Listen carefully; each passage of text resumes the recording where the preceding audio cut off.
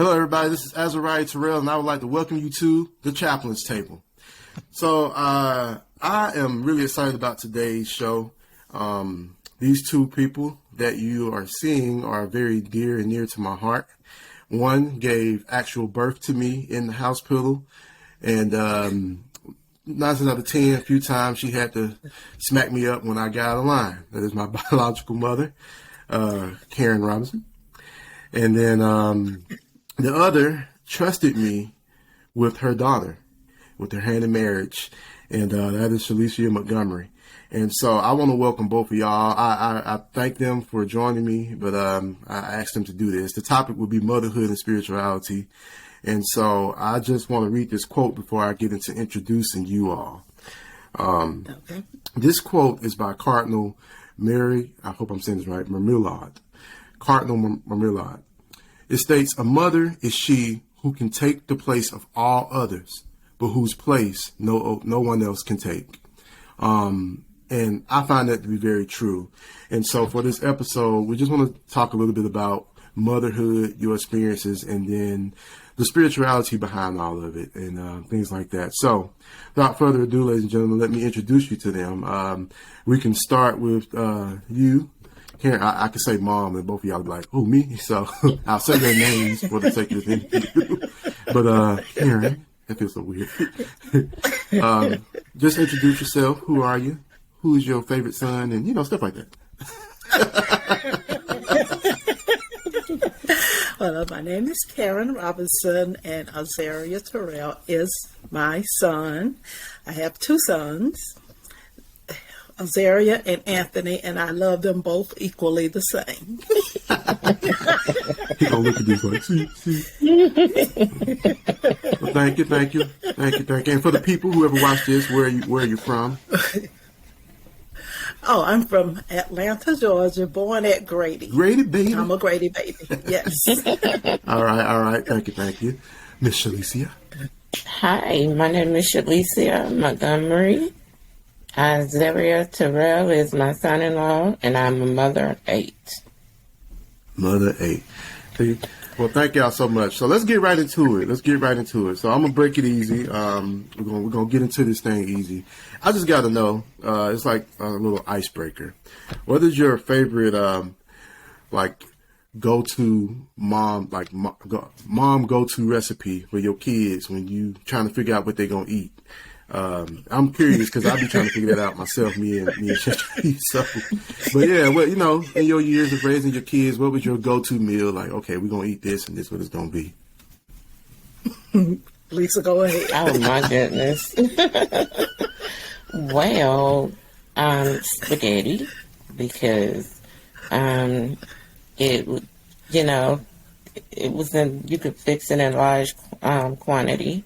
Mm-hmm. And it would last for a while, and it would feed multiple people. So it was spaghetti. Spaghetti, that's a good one. Well, I wasn't much of a cooker, so they got popcorn and oatmeal pies. They be trying to figure out why I'm so crazy today. I said I was raised on popcorn and oatmeal pies.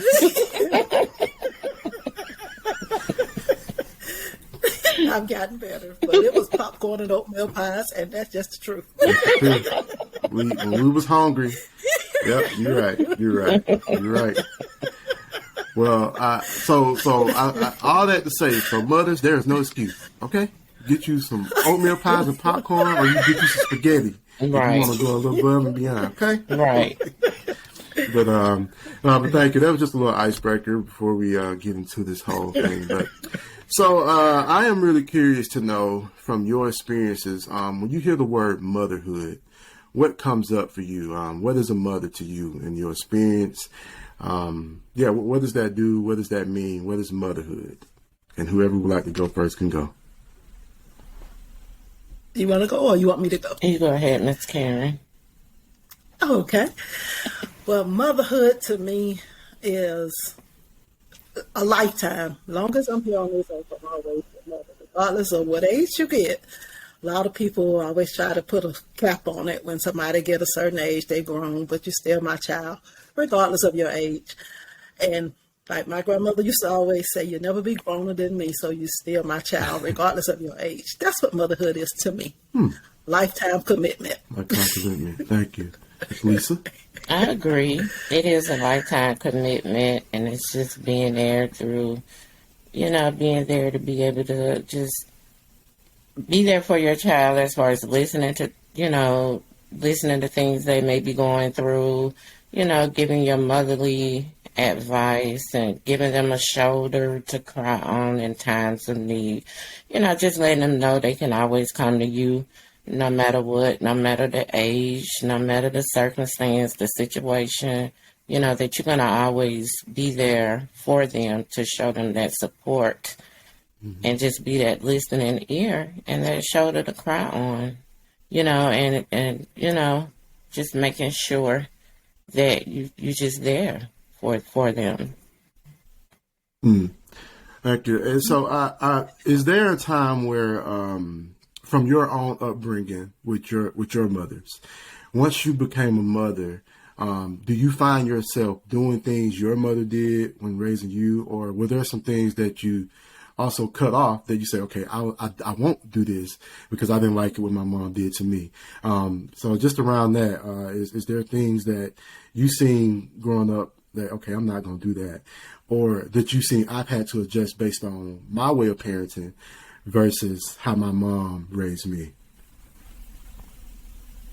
Okay. Well, yeah, some things I see that she do that I find myself doing, and I would say, "Oh wow, look just like Miss Pat," And then on the flip side is stuff that I know that I didn't like. I didn't do it to my children. Not saying she was a bad mom, but you take out whatever you like and don't like. But I just know how it made me feel, and I said, "Well, not gonna do that." Like the freedom part, my mom was strict. Wasn't that strict on my children because I didn't like it. That was a thorn in my flesh to me. So I'm like, nah, I'm not gonna do it to them. I hear you. And that I don't feed my kid no but oatmeal pies and popcorn.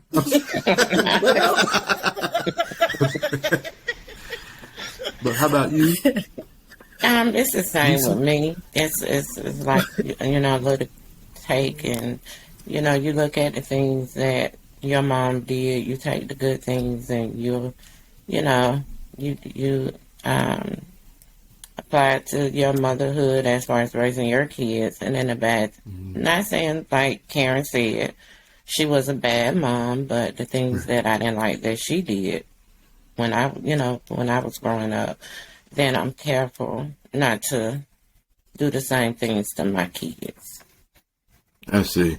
So I know the answer to this, but for the people who are viewing, what was it like growing up for you when it came to religion and your parents? Was it a strict kind of, was it strict, or was it, this is what we're going to do, or, were you a little free kind of to explore just out of... Well, with my mom, you was in her house, you were going to do what she do. Whatever religion she was in, you was going to be in. She went to church, you went to church. You didn't tell her you wasn't going. You didn't have that option. And it's okay. I mean, it made me who I am. Okay. And did you, I know you say it's okay, but is that something, I guess, raising, you have two sons, raising us, was that something you consciously thought about? Like, okay, now I'm a mom, how am I going to raise my child? Or was it not really conscious, but, this is just what we're doing, It was, but it wasn't conscious. It's just something we did, but it ended up, y'all wanted to go more than me. That's a good point. We'll talk more about that later, a little later in this conversation. So we was your reason for keep going to church. Lord have mercy. I hear you. Miss Lisa, how about you? Well, my mom, she wasn't really strict on the religion part, but she did send us to church on the church bus without her. So, That's pretty You much still how it working on was. So, from that, as I grew older, I was able to make my own decision as far as if I would continue. Got it. Okay, so I'm gonna mix this. I usually do it at the end. I'm gonna do it now. One of the audience questions that I think goes along with this, that I asked the both of you: should a parent tell their kids what religion to practice, or should they find their own way? And then the follow-up question to that is, what did you do? Okay, I think I don't think you should force nothing on nobody, because I don't like it done to me. And I wouldn't. If I force something on you, I feel like I'm forcing you to live your life through what I want, and that's just not cool. And God is bigger than what I think, and we put him in a box, and that will be putting God in a box. You should be free to think. Everybody should be free to explore other things and not just get one thing, because you can learn from everything and everybody. Agree. Ms. Lisa? A question again. So, should parents tell their kids what religion to practice, or should your kids find their own way? And then, what did you do? Okay. Well, I feel you shouldn't force religion on anyone. But as a mother, you can plant the seed and let your child decide if they want to water that seed. And for me, like I said, my mom put us on a church bus without being on it herself. So, I had to choose what I wanted to do. If I wanted to pursue what I've learned or what I was taught coming up as a child, or if I wanted to go the opposite way. So... So would there be, with your kids, is there a line to that though? So like, for example, for either of you, if your child come up to you and say, middle school, let's say middle school age, I'm an atheist. When you hear that, what is your first response to them? What type of conversation do you have as a mother with that? And if, and I don't know if that happened, but if it did happen, your child come to you and say, I'm an atheist, I don't believe in God. What would, as a mother, how would you handle that? Well, me, I would sit down and talk to my child and try to figure out what brought you to that decision. And it's probably something going on, and we'll just talk about it. But at the same time, I'm not going to beat them up and force them, to make them see what I see. And if it's something that they decide, I'll just live that life in them, in front of them, to make them, believe that there is a God, and trust in God. Really when I wouldn't beat with words. Got it. Okay. Ms. Lee, how about you? I would be in awe. I would be shocked. Like and what? Then I would just sit down and talk to them and question them as far as, like Karen said, how did you get to this point? I would just try to get to the bottom of it, to why why they would feel that way. I see. So now with that kind of in the backdrop, and you growing up, you're coming up as young women, and Mom, I know you start saying, how we want to go to church more than you. So when you were kind of getting out on your own, and this is another audience question that I thought was really good, how did you grow your spiritual life? I'll say even before Mom, like, were you even really paying attention to this whole religion and church thing? And it's safe to say both of you grew up in the church, right? Mm-hmm. Right. Yeah. So, when you get out the house, what did you do? And I know as kids, we want to know. When you really like was and just in our eyes was God like on the forefront? Religion, or did you just go because it was what you were used to doing, or did you take a break? And then once you become and move on to a mom, how did you grow your spiritual life, your own personal way of, even if you did rebel, how did you come back to that God exists and God is real and things like that? That makes sense? It does. Yeah, they do. Well, I won't say got away from God per se. Understood. I said, but far as what we grew up with, I mean, it was good for that time. Because that's basically all I knew, and it made, like I said, it made me who I am today.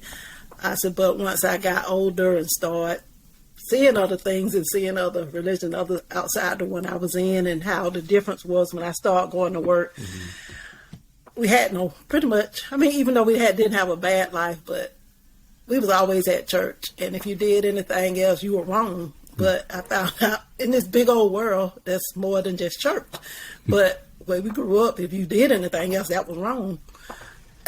So we did that for a long time. So now once I found and saw something different, then I chose different. And I don't always have to be in that church door, and this pandemic should have told everybody that. Like at first, everything, you always got to go to church, but no, you don't.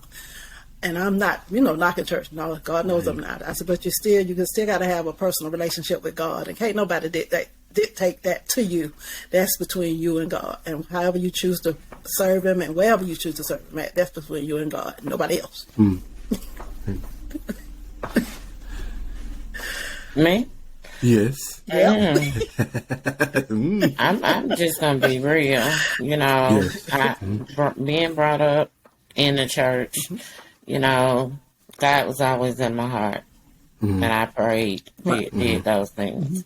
But when I got away from Mama and started getting out on my own, I partied. I did things. And when you're young, sometimes you feel, I got to live my life. I'm not ready to just be all into the church and the God thing. But, I love God, and God is in my heart. But I'm young. I got to live my life. And that's pretty much, I clubbed. I did what some young people do. I'm just going to be real.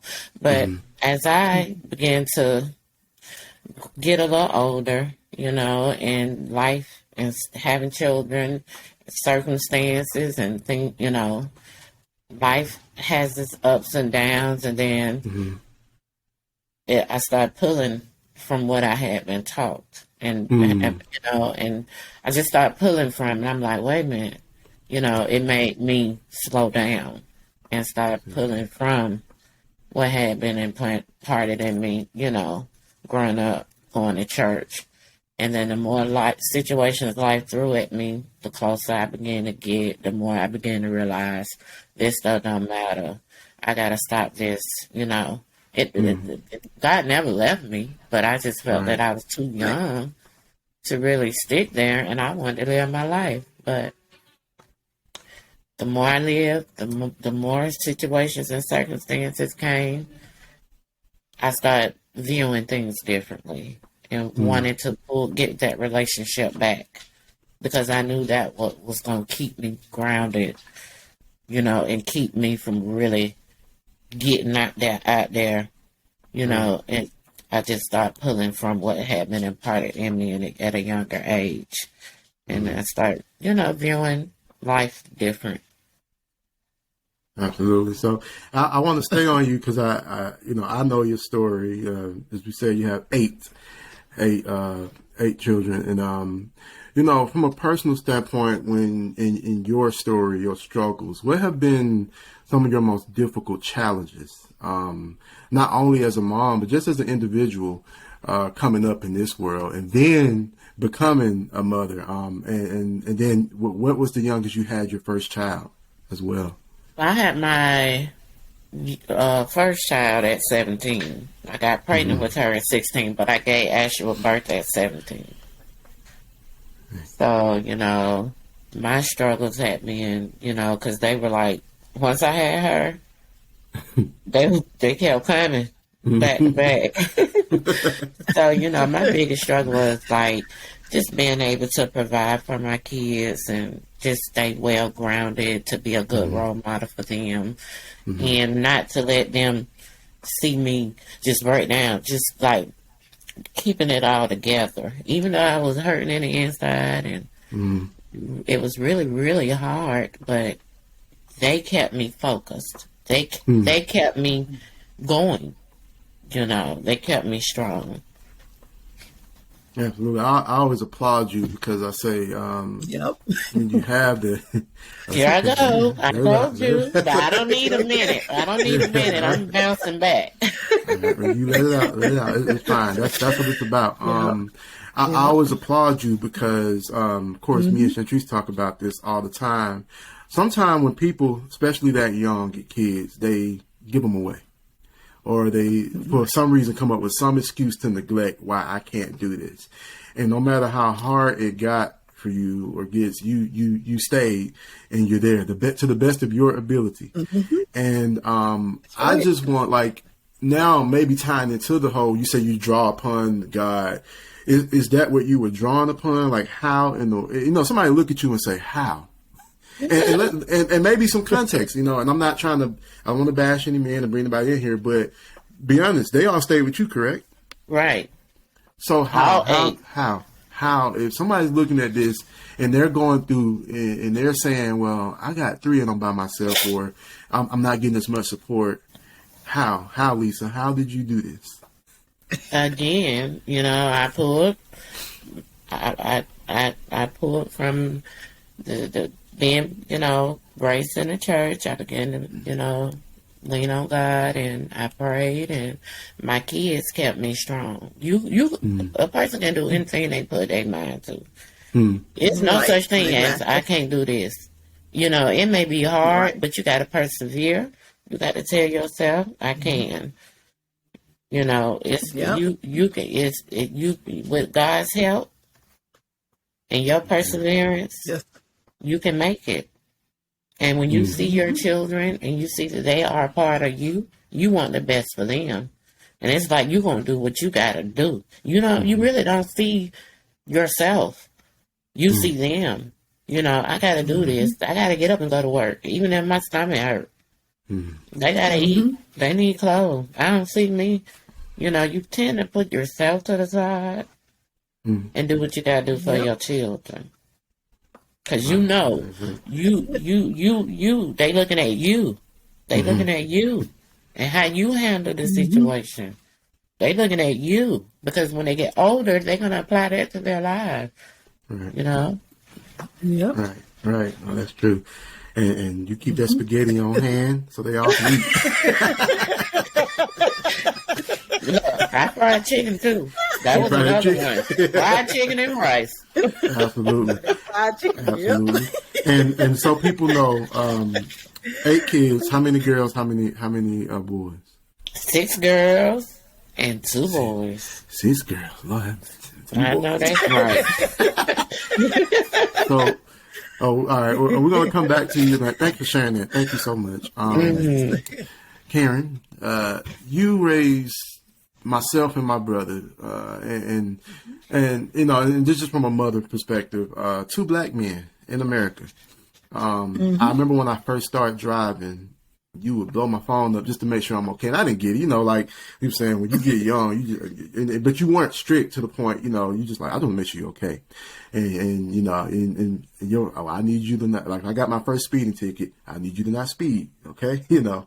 But, just in reality, maybe things we don't know, or, raising me and my younger brother, as 2 black men, a black mother, how was that for you? And then maybe some challenges you had, in motherhood with us, that, maybe we don't know. I might know some things, things I might not know, but, just how was that for you, and how, and still, because you said don't stop, how is it? Okay, well, it actually, in all honesty, it hadn't been hard for me at all. It really hadn't. But as far as, I constantly worry. I do. And I think, y'all young men or whatever, and like, if I don't hear from y'all like every day, I got to hear from you all day, every day, just to know you're okay. And it's like, it's too much happening, not just now, always have been. And, like I say, use little Ant for an example, when he got his first speeding ticket and he called, he was worried, like, oh, I got a speeding ticket. He was more worried about thinking I'm going to yell at him. No, my exact words to him was, I'm so happy you was able to call me and tell me you got that ticket. Mm-hmm. We'll worry about paying for it later. I said, I'm just happy that, that you're okay. Mm-hmm. And, and I, y'all being black males out here all the time, well, you do too much for them. You do all this. They black men. And that's crazy for people to say that, even though I'm not going to pay them any attention anyway. I said, but, I don't know why people, where they get the thing, why you gotta let y'all go by for y'allself. And I think that what sends people to the street. Mm. If you can't come to your mom, whatever, just because you got a certain age, then people want to throw you away. Like, you grown now. No, you're still my child. Mm-hmm. And I prefer you to come to me. And anything I need to do to make your life easy for you, then I'm going to do it. And then I suppose, you know how the world is. If I was a celebrity, but because I got a regular job, then I do too much. But if I was a celebrity, people would praise what I do for y'all. Mm. And that's just crazy. And then, like I say, like if y'all not in trouble, y'all are good, y'all respectful, y'all always being respectful, and I appreciate that. So I would rather, help y'all out if y'all need it, or even if you don't, just because that's who I am and y'all are my kids. Mm-hmm. And I can't do enough for you as far as I'm concerned. And then, but if you was in jail or whatever, I'd be trying to pay a lawyer to get you out. Mm-hmm. I look at all that, and you're in good health. I ain't got to try to pay no doctor bills, try to figure out what's going on. I look at all that as a blessing. God gave y'all to me to take care of y'all. Mm-hmm. And I'm going to continue to do that. He didn't put an age cap on it. Mm-hmm. That's perfect. I think a lot of people do that. Mm-hmm. And then well, I won't call no names, but you thank God when people do really great stuff, mm-hmm. when you have that help, but sometimes you don't always have that help. Right. And my words to that is, somebody got to be a parent. Mm. Mm. Everybody can't make excuses. Mm. And I'm not going to be that one to make excuses. Right, right. Yeah, and so for both of y'all, like I said, that's a very key point, because I know the situations, and we're not calling the names, but, I ain't going to be that guy, I guess. But yeah, there are, for both of y'all, with some kids, you probably had a little more help from the other, and then some you may not didn't. So how do you, when that pisses you off, right? When you're trying to, here you are, like somebody got to be the parent.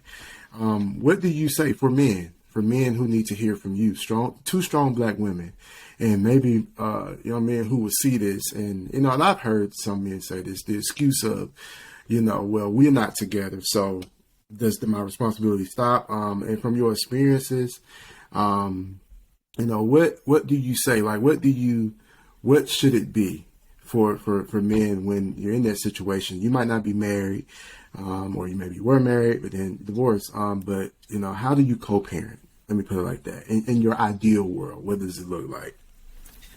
I'll answer it first. In my ideal world, first of all, I put it like this. Okay, if I got together with somebody and they're not, they come into my relationship and say if you say my son, but then somebody get with somebody else and they're not your biological dad, I would not let that relationship interfere with with what that child got going on with their dad or whatever. The parenting don't stop regardless of who you get with. You find some people in life, men and women, they don't want you to have no relationship with your child's parent. Therefore, they don't want you to have no relationship with your child, but that's still their child. Mm-hmm. That's still your child, and the relationship should never come up. You should never cut that relationship off, regardless of who you get with, because that child still needs you, and you still that child's parent. And I don't understand. And then I found where people, male and female, they'll be okay with you taking care of them or their children, but they don't want you to take care of your own. And that's just so wrong on every level, but I don't understand why people do that. And then if they get a get out the relationship with the mom or the dad, then they don't want to have nothing to do with that innocent child no more, and that's wrong. That's still your child. So, I mean, and then at the end of the day, you still take care of that child regardless, because God don't ever punish you for doing what's right. And even like now, even though, probably don't get the help that I felt like I needed at some point, but I ain't never went lacking, because again, God don't ever punish you for doing what's right. If God gave you that child to take care of, then you take care of that child, no matter what. No excuses. I mean, none, regardless of who you get with. And if you get with somebody that you allow to come before your child, there's something wrong with you, and then you're the one going to suffer. Ms. Lisa, how about you and your experiences? Well, an ideal world, what would that look like for you? Well, the co-parenting should be, I feel the man should still, even if it doesn't work between you and the mother, that man should still be able to take care of their child, communicate with their child. And then if you and the mother don't get along, or y'all not able to communicate effectively, I mean, there are ways to get a third party involved so that you all won't even have to communicate, and you still can spend time with your child and be there with your child, and, do co-parenting. But a lot of women, and it's not all on the men, a lot of women feel like if a man try to co-parent with the mother, if they had a failed relationship, women got to stop doing this. You're not going to see the child. You're going to you still got feelings for that baby mama, and it's not, and that puts a lot of stress on a man when he's trying to move forward with his life, and at the same time trying to co-parent. That's too much stress, and that most of the time that doesn't be the case. So we as women got to be more understanding when it comes down to that too. It's not so much that man just want to co-parent and be there for his child. And then a lot of men would get upset if the relationship didn't work out with the mother, and they try to punish the mother by being absent in the child's life, and really it's affecting and hurting that child. Absolutely. They try to sometimes do the opposite of what the mother expect for them to do. So I just feel that, if things don't work out, if you can't communicate effectively to be able to co-parent with your child, get a third party involved so you won't even have to come in contact with each other. Because it's all about the child. That's true. That both of you made some very great points. Which, and we see it too many times, if you ask me, that it's one extreme or the other. Like you were saying, it really comes down to you punishing that child. So y'all know I've already said, God forbid, knock on wood, but if me and Chantrice were ever to split, we just gonna be roommates until our kids get older. I don't care. You can bring who you want, But that's just the type of, y'all know, that's just who I am. And she's like, yeah, because but it's just, I think we, like you said, because bad breakups happen. And when those bad breakups happen, then it's like, well, I'm mad at you, so I ain't forget the kids too, and that's just wrong. And so I thank y'all for that perspective, and I hope whoever listening out there, you may need to hear this, just take heed to it. So, yeah. Can I say one thing? Yes. And one thing men have to stop doing. I don't want no other nigga raising my children. You better not have another man around my children. There are some good guys out there that will step up to the plate and be there for your child if you can't be there for them. If you're not. And then there's another thing too.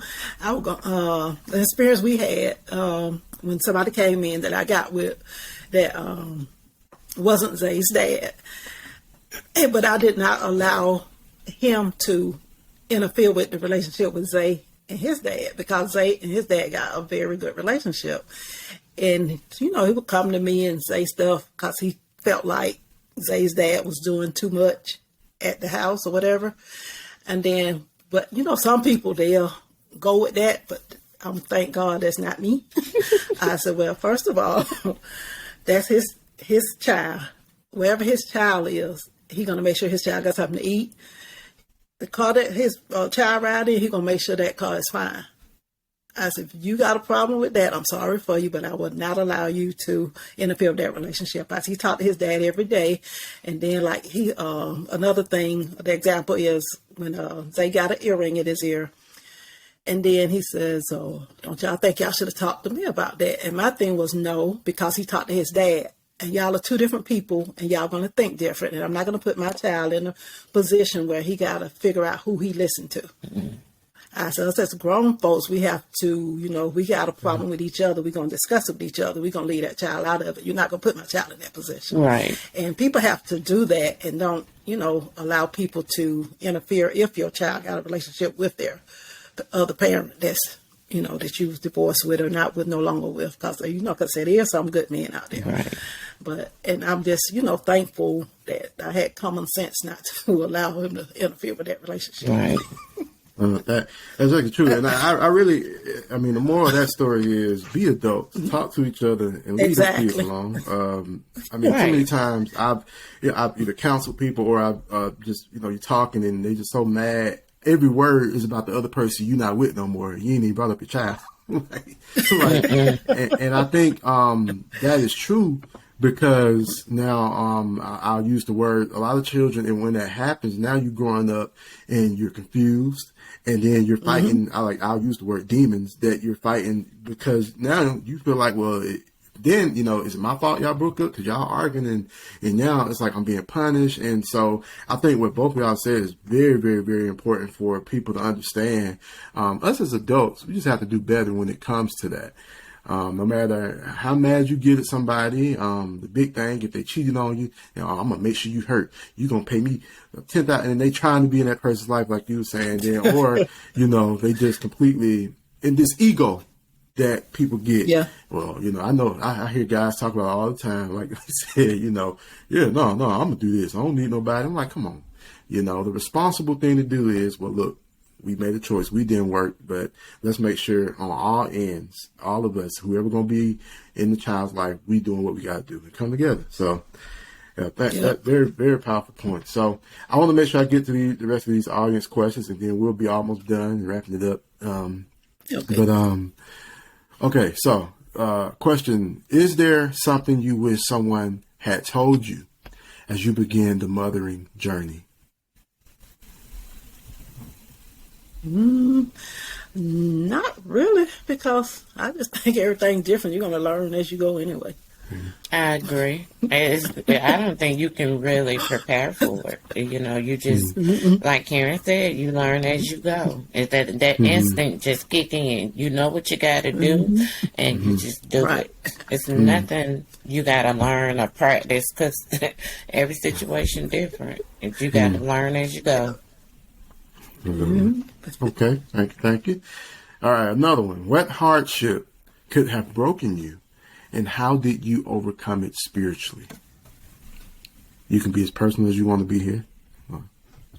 Give us the tea. Okay. Let's see here. Hardship. This might not be right, but I'm going to say it. But, okay, I'll put it like this. It's different things people go through in life and they react to it differently. And I'll just use me and my sister for an example. Okay. And not to bash my dad, but we didn't grow up in the house. At first he was in the house with us, but then, things happened. Him and my mom weren't together anymore.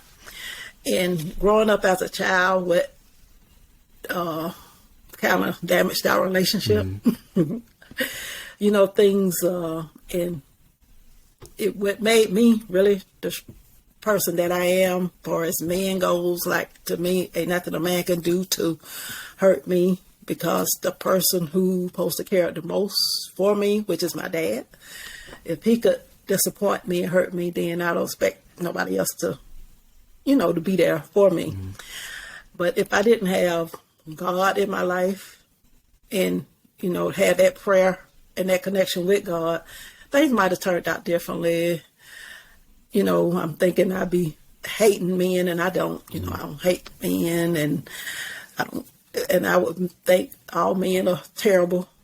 I know it sounds like I'm making my dad be terrible, but, No. but I'm just saying, because the relationship wasn't the way it should have been for us. Yeah. But I think it's that spiritual and that God guidance and that prayer that's me able to even talk to Him, because you're a child, and then somebody do something, which I won't go into detail all this stuff, but it was that spiritual background, and there's a lot of situations that I be in or whatever it be in, and I don't go to nobody telling them whatever I'm going through. I just go to God. I say, God, the only person can fix it. And a lot of time people, they're going to talk about you anyway or whatever. So my connection with God is very private, and I just, talk to God about a lot of stuff. And when I go through stuff just like everybody else, but it's just how you handle stuff. And I just never ever been that emotional person as opposed to my sister. She's very emotional, and ain't nothing wrong with that. But, but that God just makes me very strong, and I go to God for everything. Anything that get on my nerve or bother me, I get while I'm in my car driving, it just be me and God, and we just be talking, and, He helps me through it. And I come across a conversation with somebody or whatever, and it's like what I've done talked about with God, and they're like, okay, God, you let me know, I hear you, I got you. And that's what keeps me going. Thank you. Miss Lisa? Could you repeat that question? Yes. What hardship could have broken you, and how did you overcome it spiritually? I was in an abusive marriage for 10 years. And it affected my self-esteem. I was, at that point in my life, I was like really in the church. I didn't miss a church service. I prayed. I brought the Bible study to my house, hoping that He would change. So that took a lot out of me, because I endured a lot of verbal abuse, physical abuse, and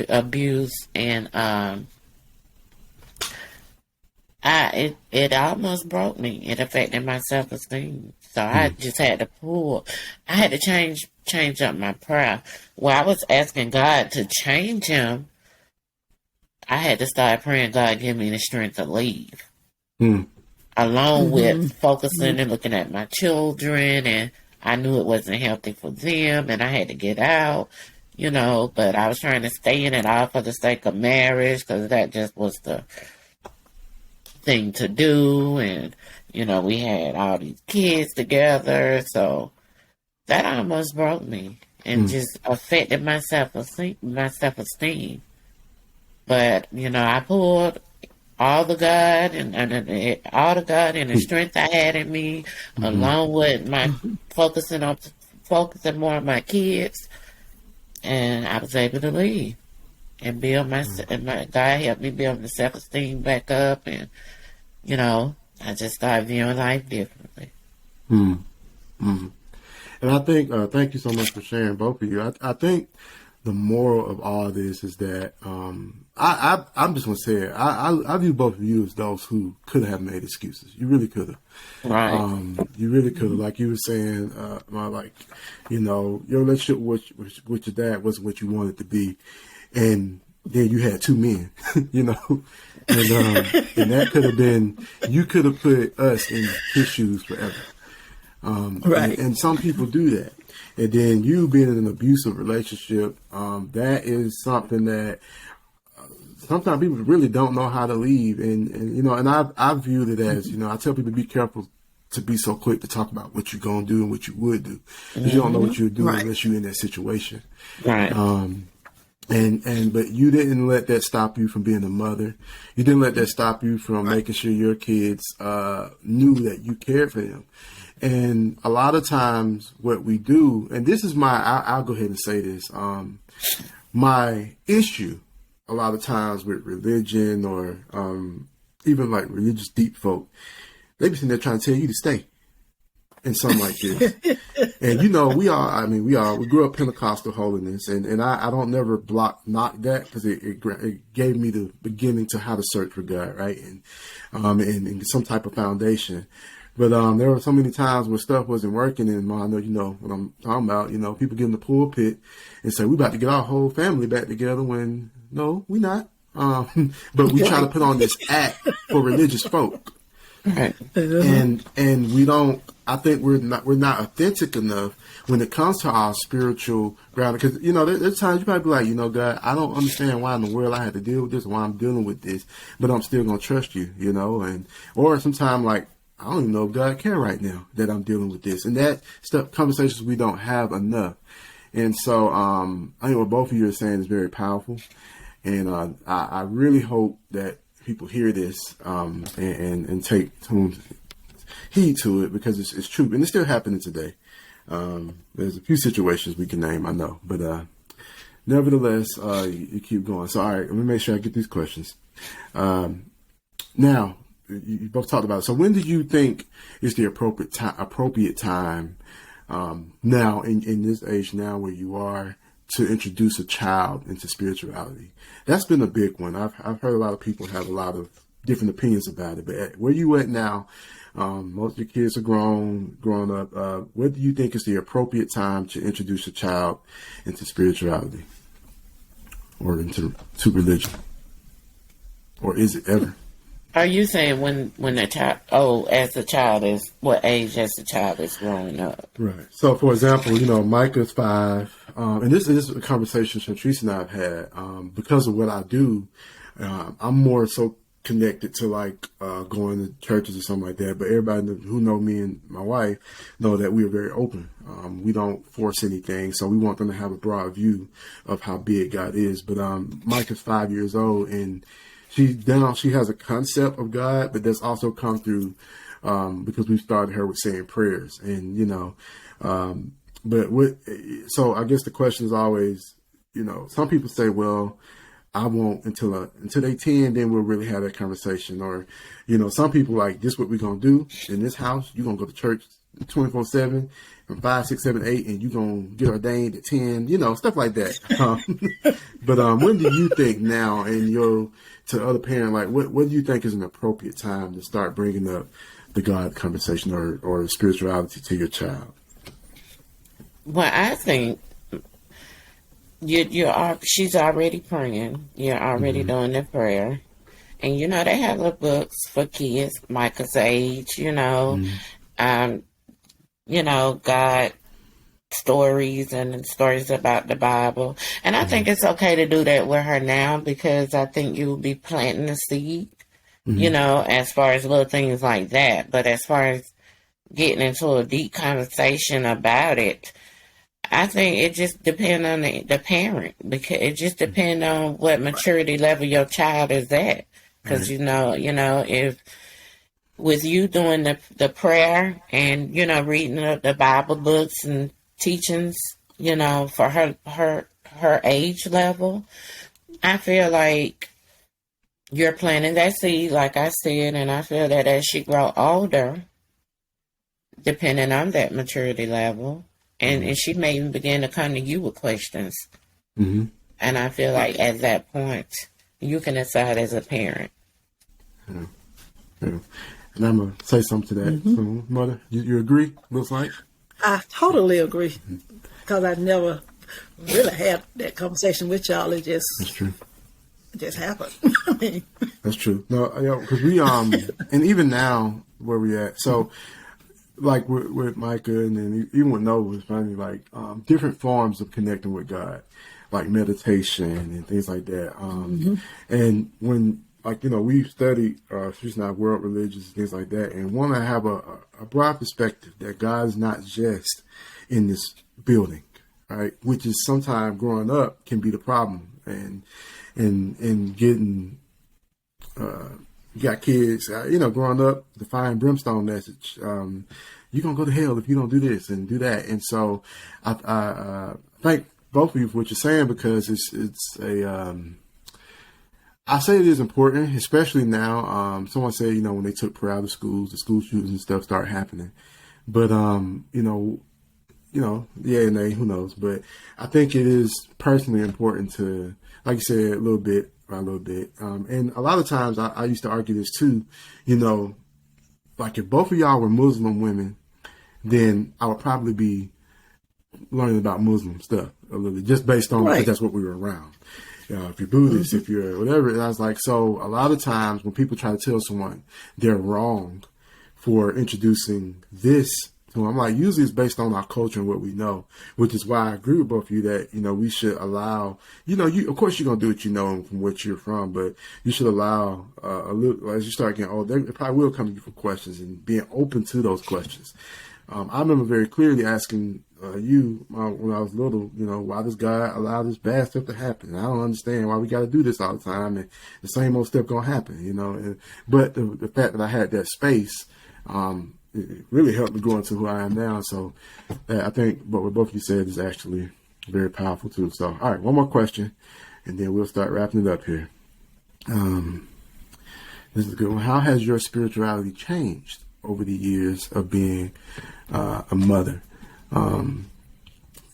I'll say especially you, at least because you got 8, so you might have started one way with one, and then by the time the younger, and Ma, I think we're 9 years apart. So even in the years, how has it changed over the years of being a mother? Either one can go first. Okay, I'll go. Well, as you know, before I became a mother, I was always at church and evening, but after I became a mother, still was always at church.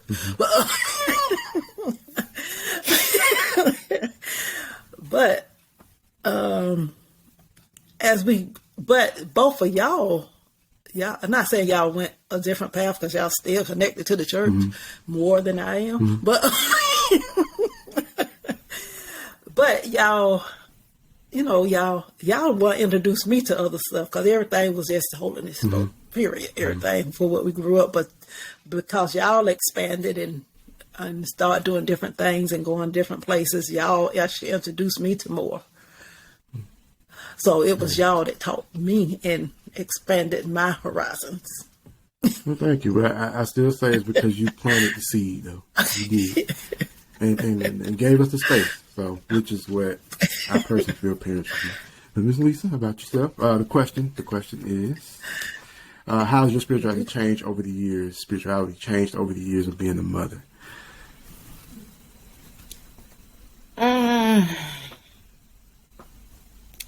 I'm more mature. It's a lot that I've learned. It's a lot that, I've opened myself up to, I'm still learning and just learning a lot about spirituality that I did not know, growing up. So it's changed a lot. I'm more curious.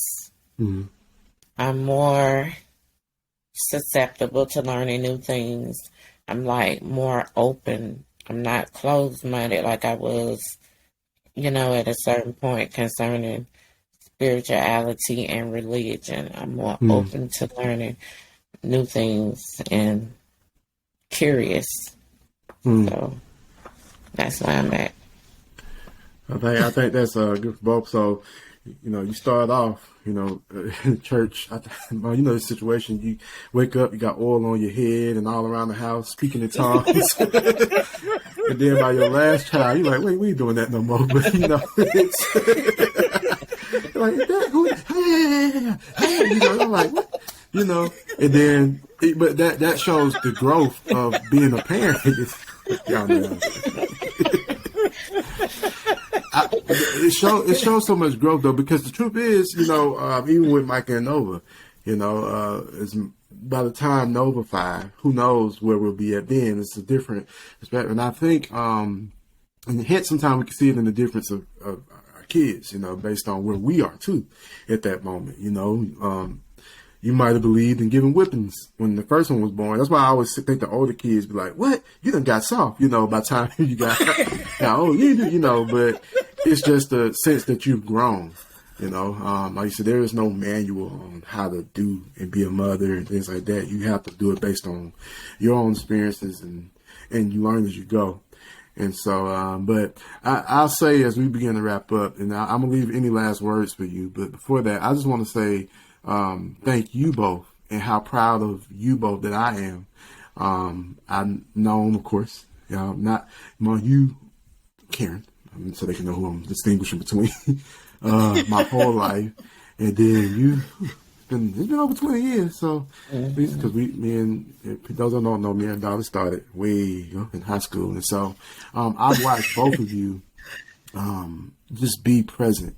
And there's not either one of you I can't come to and talk about anything. And so one of the reasons I want to do this is because I just want to introduce you to whoever sees this, maybe tomorrow, maybe a month from now, a year from now, but that it can be done. And I don't know if the conversations always had enough to just shine light on positive motherhood, positive, strong Black women out here doing it. And so just thank you, and I'm proud of both of you. So, I'm proud of you. Thank you. So, any last words from you all? Any advice you have for mothers, and anything you might want to share before we wrap up? Okay, well, I would say to the mothers out there, don't ever stop being a mom to your kids, regardless of what age they are, because they always need their mother. And I would say to females out there, let's stop fighting with one another. You should never want to be with anybody that don't take care of their child, because then you can be in those same shoes. So you should, if you get with a man that has a child, just make sure that man take care of that child. Don't be worried about that child's mom. Whatever. Be an adult and think as if it was you. You don't do nothing to nobody that you don't want done to you. So let's just stop fighting with each other. If that man got a child, make sure that man take care of that child, even if it's not with you. Lisa? Okay, to all the mothers out there, even if you're a single parent, if you're married, you can do it. Your kids are a part of you. You don't give up on yourself. Don't give up on your children. Do what you need to do to make it happen. Develop a prayer life. Pray and ask God to help you, give you the strength. Don't ever give up. Just keep pushing. Just be there. You can do it. It may get hard sometimes. You may feel like giving up, but don't give up. Be there for your kids. Like Karen said, no matter the age, because you're never going to stop being a mother until the day you die. You're always going to be a mother, and your children going to always be your children. So always be there for them, and just develop a prayer life and pray and continue to ask God to give you the strength, and you can do it. I'm a living witness. Yes, you are. Absolutely. Well, thank you so much. Thank both of y'all so much. I don't want to go over time. I feel like there's always so much more we could talk about, and maybe there'll be a part 2, who knows. But just thank y'all so much, and thanks everyone for tuning in to this podcast. I hope it helps you. As I always say, I want to put something out there to just give people hope, help, and if you have any questions, feel free to reach out, and we'll go from there. But as always, welcome and thank you for watching and listening to the Chaplain's Table.